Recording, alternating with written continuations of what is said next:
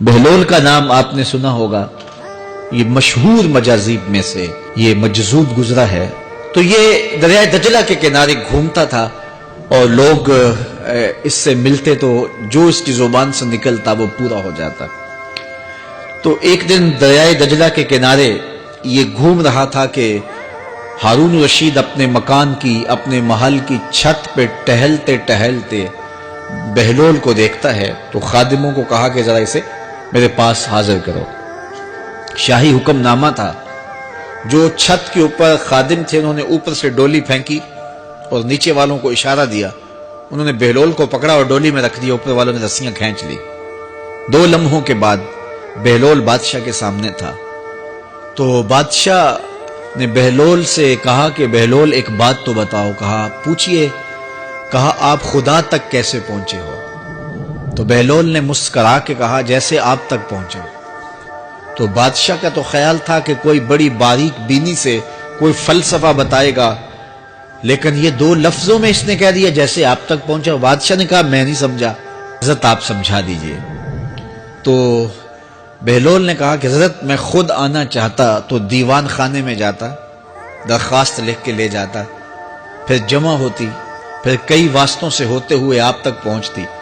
آپ پھر مجھے وقت دیتے ملاقات کا، 6 ماہ بعد، سال بعد۔ اس وقت پہ میں تیار ہو کے ملاقات کرنے آتا، آپ کے کوئی شاہی مہمان آ جاتے تو پھر ملاقات منسوخ ہو جاتی، پھر بھی آپ کی مرضی ملاقات ہوتی نہ ہوتی۔ میں چاہتا تو مہینے سال لگ جاتے، لیکن ملاقات پھر بھی آپ کی مرضی پہ، اور جب آپ نے چاہا ہے تو 2 گھڑیاں بھی نہیں لگی۔ تو کہا بندہ چاہے تو کروڑوں سال بھی بیت جائیں، اس کے قرب کی کوئی انتہا نہیں ہے، لیکن جب وہ چاہے تو 2 گھڑیاں بھی نہیں لگتی۔ تو کہا کہ قل ان کنتم تحبون اللہ فاتبعونی یحببکم اللہ، کہ اگر تم اللہ سے محبت کرتے ہو تو آسان طریقہ تمہیں بتا دیتے ہیں، میرے محبوب کی چوکھٹ پہ آ جاؤ، اللہ اکبر، جس کو تم ڈھونڈنے نکلے تھے وہ تمہیں وہاں مل جائے گا، اور تم اس سے محبت کا دعویٰ رکھتے تھے وہ تم سے محبت کا دعویٰ کرے گا، اور پھر جب تم اس کے محبوب ہو جاؤ گے تو پھر جو تم کہو گے وہ کیوں نہیں ہوگا، کیونکہ محبوبوں کی تو بات مانی جاتی ہے نا۔ یہ نظام الدین اولیاء علیہ رحمہ کو محبوب الہی کہتے ہیں نا۔ ان کا واقعہ بھی علماء نے یہ لکھا ہے، صوفیاء نے، کہ ان کے شیخ حضرت بابا فرید الدین گنج شکر رحمۃ اللہ تعالی علیہ ایک دن موج میں آ گئے اور کہا کہ نظام الدین محب بنو گے یا محبوب بنو گے؟ تو یہ بڑی خدمت کرتے تھے اپنی شیخ کی، تو کہا کہ محب بنو گے یا محبوب؟ تو کہا حضرت اگر اجازت ہو تو اپنی ماں کو نہ پوچھاؤں۔ اللہ اکبر، ان لوگوں کی مائیں بھی تو صاحب حال ہوا کرتی تھیں۔ تو کہا کہ اگر اجازت ہو تو اپنی ماں کو نہ پوچھاؤں کہ محب بننا ہے یا محبوب بننا ہے؟ کہا جاؤ تمہیں اجازت ہے۔ تو گھر کی طرف روانہ ہوئے، 1 دن کا سفر کیا۔ راستے میں ایک فقیر تھا مجذوب، جو راستے میں بیٹھا تھا، حالت اس کی عجیب سی تھی۔ تو یہ سلام کر کے گزرنے لگے تو وہ مسکرا کے بولا محب بنو گے یا محبوب؟ تو حیرت زدہ ہو گئے کہ اسے کیسے پتا چل گیا، یہ تو میرے شیخ کا اور میرا راز ہے۔ تو رک گئے، کہا کہ حضرت اگر آپ بتا دیں تو بہت اچھا ہو۔ کہا نہیں نہیں، ماں سے پوچھو، جو وہ بتائے گی وہی بن جانا، اور اگر ماں نے نہ بتایا تو کل آ جانا، اسی وقت یہاں ملاقات ہوگی، پھر میں بتا دوں گا۔ خیر چلے، رات کو پہنچے، والدہ کی خدمت میں سلام پیش کیا، پاؤں دبائے اور کہا کہ شیخ موج میں آ گئے اور کہا محب بنو گے محبوب بنو گے؟ تو میں نے کہا ماں سے پوچھ لوں۔ تو میں اماں جی آپ سے پوچھنے آیا ہوں، راستے میں یہ واقعہ بھی ہوا۔ تو ماں نے کہا کہ بیٹے تم صبح ناشتہ کر کے پلٹ جانا، اور وہ جو راستے میں تیرے دل کی بات بوجھ گیا وہ کوئی صاحب حال تھا، وہ تمہیں صحیح بتا سکے گا کہ محب بننا کہ محبوب بننا۔ خیر یہ صبح ناشتہ کر کے ماں کے پاؤں پکڑے، اجازت طلب کی اور واپس نکلے، اور وہاں جا کے دیکھا تو کوئی فقیر نہیں ہے۔ بڑے حیرت زدہ ہوئے، دائیں بائیں سے پوچھا کہ یہاں کل ایک بابا بیٹھا تھا۔ کہا وہ تو کل کا ہی فوت ہو گیا۔ تو کہا اس کی قبر کہاں ہے؟ کہا قبر کس نے بنانی تھی اس کی؟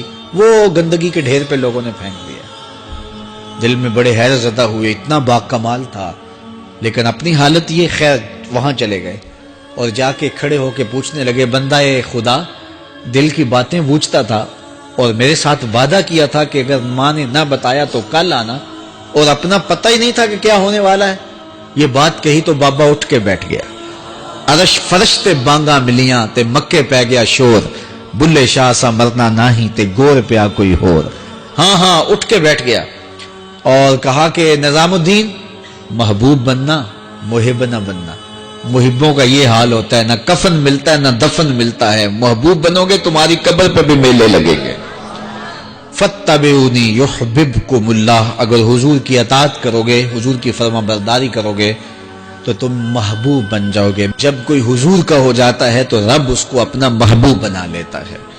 تو حضور کی محبت خدا کی محبوبیت کا ذریعہ ہے۔ اور حضور کے صحابہ کی زندگیاں دیکھیے کہ انہوں نے حضور علیہ الصلوۃ والسلام کے ساتھ کیسے پیار کیا، حضور کی محبت میں اپنی عادتوں کو بدل دیا۔ حالانکہ عادتیں نہیں بدلی جاتی، طباع کا اختلاف یہ فطری بات ہے، ایک کو ایک چیز پسند ہوتی ہے، دوسرے کو وہ چیز پسند نہیں ہوتی ہے۔ بعض کا ماں کو مسئلہ ہوتا ہے کہ یہ چیز اگر میں تیار کرتی ہوں تو میرا دوسرا بیٹا نہیں کھاتا، تو اس کے لیے بعض سے الگ سے کوئی چیز تیار کرنی پڑتی ہے کہ اس کی ڈیمانڈ یہ ہے اور میرے اس بیٹے کی ڈیمانڈ یہ ہے۔ لیکن صحابہ کی زندگیاں دیکھیے، انہوں نے اپنی طبیعتیں بھی حضور کی طبیعت کے سانچے میں ڈال دی۔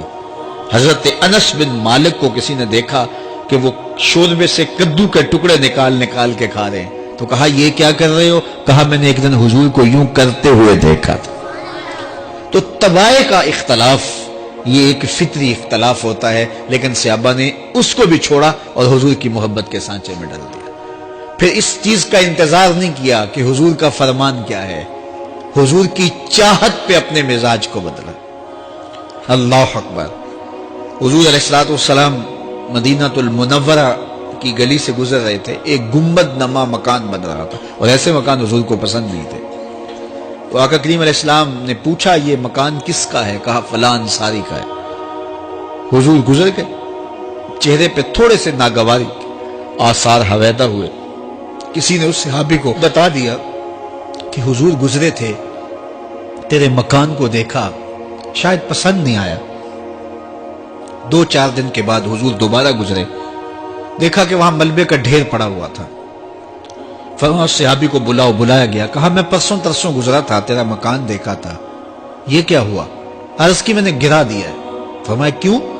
عرض کی سنا تھا آپ کو پسند نہیں، سنا تھا آپ کو پسند نہیں۔